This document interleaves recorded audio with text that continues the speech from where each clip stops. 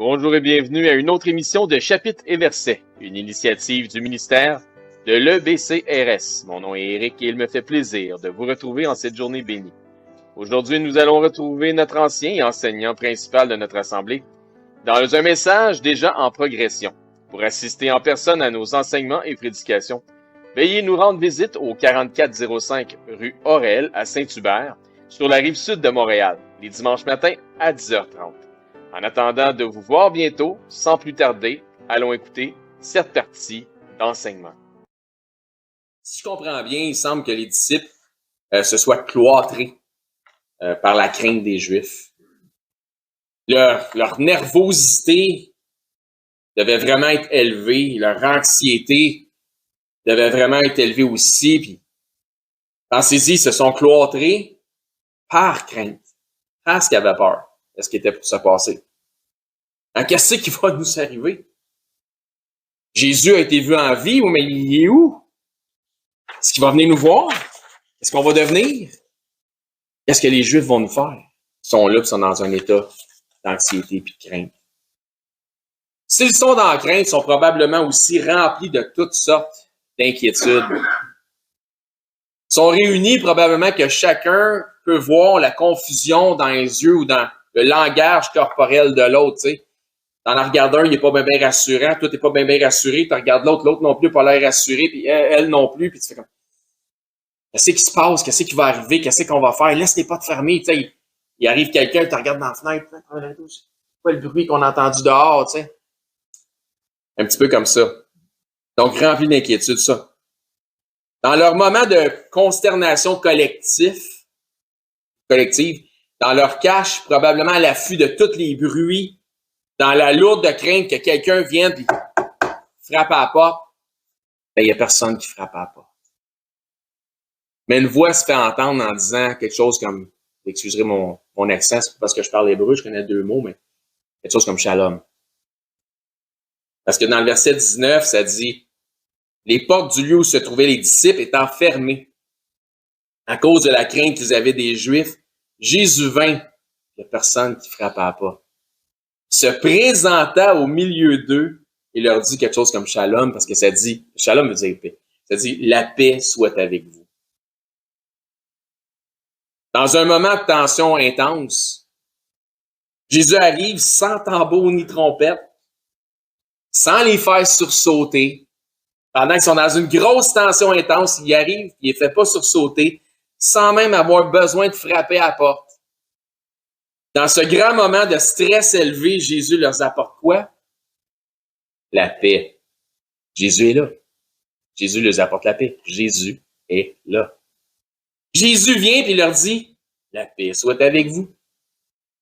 Il n'était pas en paix, mais Jésus est venu leur rappeler que le présent, le moment qu'il vivait là, le moment qu'un croyant doit vivre, le présent du croyant doit se vivre dans la paix et non dans les tourments. Que la paix soit avec vous signifie maintenant, au présent, mais aussi pour le futur. Il aurait dû être en paix, parce que Jésus leur avait déjà parlé au chapitre 14, puis là on est rendu au chapitre 20. Donc au chapitre 14, Jésus leur avait dit, je vous donne ma paix. Mais c'est sans reproche qu'il leur dit que la paix soit avec vous. Il n'est pas en train de dire, hey, chapitre 14, j'ai dit, je vous donne ma paix. Comment ça, vous êtes en crainte? Non. C'est sans reproche qu'il leur dit que la paix soit avec vous. Que cette paix, demeure avec vous, car si vous pensez que l'attente des 3 derniers jours pendant que j'étais au tombeau, vous pensez que ça a été intense, sachez que la paix s'en vient. Que la paix soit avec vous. C'était rien, ça. Vous étiez en crainte, enfermé? Attendez, vous ne resterez pas enfermé longtemps. C'est pas enfermé que vous allez rester. Pourquoi? Parce qu'il leur dit par la suite, Jésus leur dit à nouveau, verset 21 du chapitre 20, la paix soit avec vous. Comme le Père m'a envoyé, je vous fais sortir d'ici. Moi aussi, je vous envoie. Vous ne cacherez pas. Le Père m'a envoyé, ça a résulté en quoi? Ma crucifixion. Si vous étiez dans la crainte et dans les tourments, enfermés et cachés, Qu'est-ce que ça va être si vous restez dans le même esprit, si vous êtes exposé à l'extérieur? Comme le Père m'a envoyé, moi aussi je vous envoie. Vous allez devoir sortir et faire tel que j'ai fait. Vous allez devoir sortir et vous exposer en propageant la bonne nouvelle. Vous allez devoir exposer la vérité dans un monde qui est un monde d'incrédulité, de mensonges, d'orgueilleux, puis de moqueurs. 1 Corinthiens, chapitre 1, verset 1. Vous allez devoir exposer la haine en parlant d'amour. Exposer le mal en parlant de bien. Témoigner de ma résurrection, passer pour des fous, parce que c'est un monde de moqueurs. Chapitre 1 Corinthiens, j'ai dit chapitre 1, verset 1, mais c'est verset 18. Ça nous dit là, car la prédication de la croix est une folie pour ceux qui périssent. Vous allez passer pour des fous, parce que vous êtes dans un monde de moqueurs. Mais pour nous qui sommes sauvés, donc si vous êtes sauvés, elle est puissance de Dieu. Aussi est-il écrit, je détruirai la sagesse des sages et j'anéantirai l'intelligence des intelligents. Où est le sage? Où est le scribe? Où est le disputeur de ce siècle? Dieu n'a-t-il pas convaincu de folie la sagesse du monde? Car puisque le monde, avec sa sagesse, n'a point connu dans la sagesse, Dieu dans la sagesse de Dieu, n'a point connu Dieu dans la sagesse de Dieu, on va voir c'est quoi la sagesse de Dieu en particulier. Il a plu à Dieu de sauver les croyants par la folie de la prédication. Donc, il y a quelque chose qui semble fou, c'est la folie de la prédication, et ça vient de Dieu. Mais celui qui veut être sage va reconnaître la sagesse de Dieu dans la folie de la prédication. Les Juifs demandent un miracle et les Grecs cherchent la sagesse. Nous prêchons Christ crucifié, scandale pour les Juifs et folie pour les païens. Mais puissance de Dieu et sagesse de Dieu, donc la sagesse de Dieu, pour ceux qui sont appelés tant juifs que grecs. Car la folie de Dieu est plus sage que les hommes, et la faiblesse de Dieu est plus forte que les hommes. Donc, si Dieu était pas bon dans quelque chose, il serait encore meilleur que le meilleur de tous les hommes dans le meilleur de ce qu'il peut faire. Jésus dit que la paix soit avec vous. Le moment qu'ils vivent en ce temps présent où Jésus leur apparaît comme sorti de nulle part, me semble fortement lié à ce qu'il leur avait dit, où il y a des parallèles, où ça fait écho au chapitre 14, qu'on a déjà vu dans notre étude, dans le même évangile, dans l'évangile de Jean. Il y a, selon moi, comme je dis, plusieurs parallèles à faire avec cette instance, puis une partie de ce qu'il y a dans le chapitre 14. Jésus, après leur avoir parlé du Consolateur qui était pour venir, il leur dit, puis je vais juste, on va aller dans le chapitre 14, mais pour l'instant, attendez. Il leur dit dans Jean 14, 27, « Je vous laisse ma paix, je vous donne ma paix. » Tout de suite après avoir parlé du Consolateur. Donc, je vous laisse ma paix, je vous donne ma paix. Ça, c'est au chapitre 14, verset 27. La question est la suivante. La question, je vous la pose.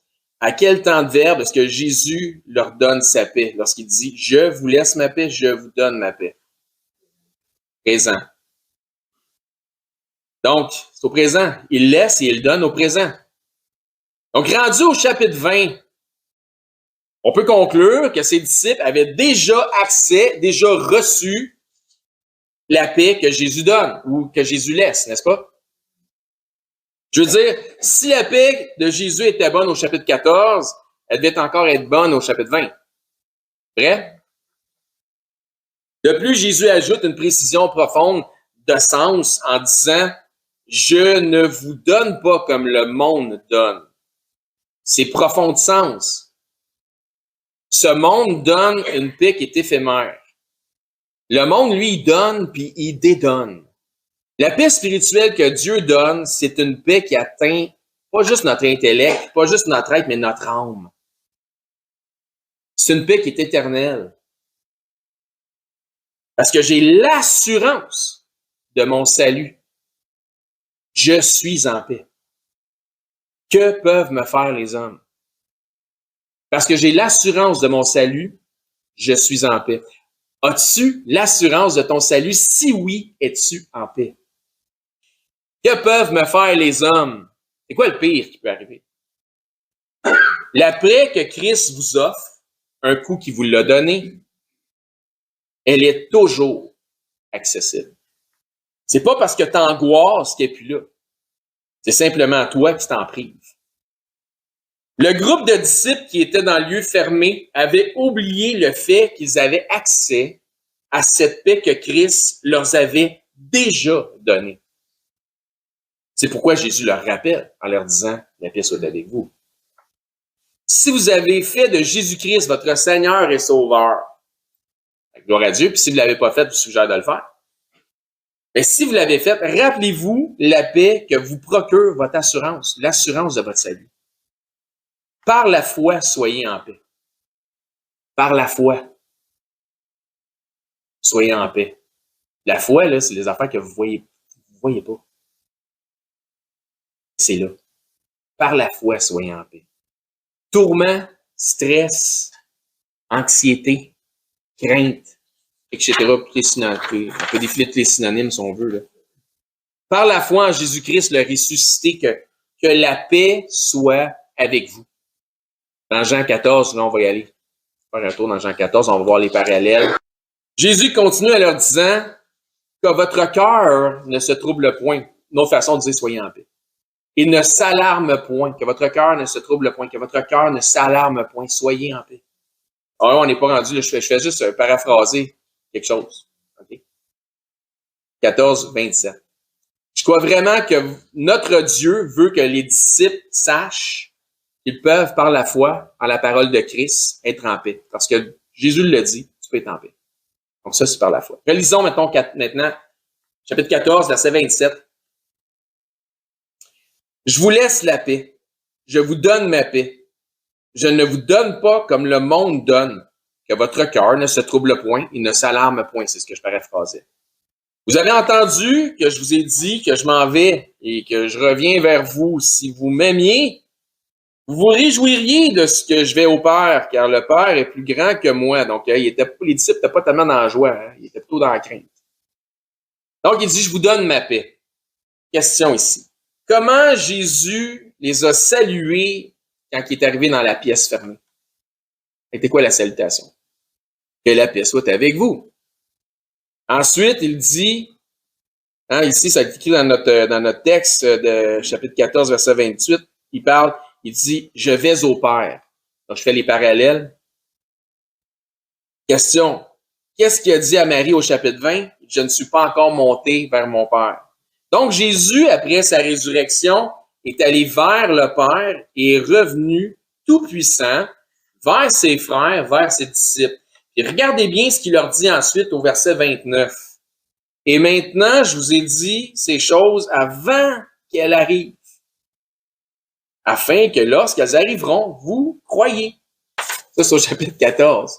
Au verset 20, avais-tu oublié quelque chose? Il me semble que oui, hein? Ce que Jésus leur a dit au chapitre 14 était prophétique. Il concernait, entre autres, les choses que nous lisons au chapitre 20. Donc, ça fait un parallèle, ça fait écho. Autrement dit, Jésus leur dit, il va se passer quelque chose. Ça va être majeur, là. Je vais être arrêté. Je vais être crucifié. Je vais être déposé mort dans un tombeau. Vous allez avoir de la crainte. Mais que votre cœur ne se trouble point, que votre cœur ne s'alarme point. Amis, frères et sœurs, merci d'avoir été attentifs à cette partie d'enseignement. Encore une fois, mon nom est Éric, hôte de l'émission Radio Chrétienne, Chapitres et Versets, une initiative du ministère de l'EBCRS. Si vous souhaitez joindre un ministère qui, dans un franc-parler, parfois défie les perspectives générales, l'EBCRS est un ministère pas comme les autres qui, par des enseignements bibliques, qui respectent les contextes des Écritures, mais aussi l'accent sur un enseignement qui vise la maturité spirituelle des disciples. Vous êtes invités à venir nous voir les dimanches matins au 4405 rue Aurel à Saint-Hubert sur la Rive-Sud de Montréal.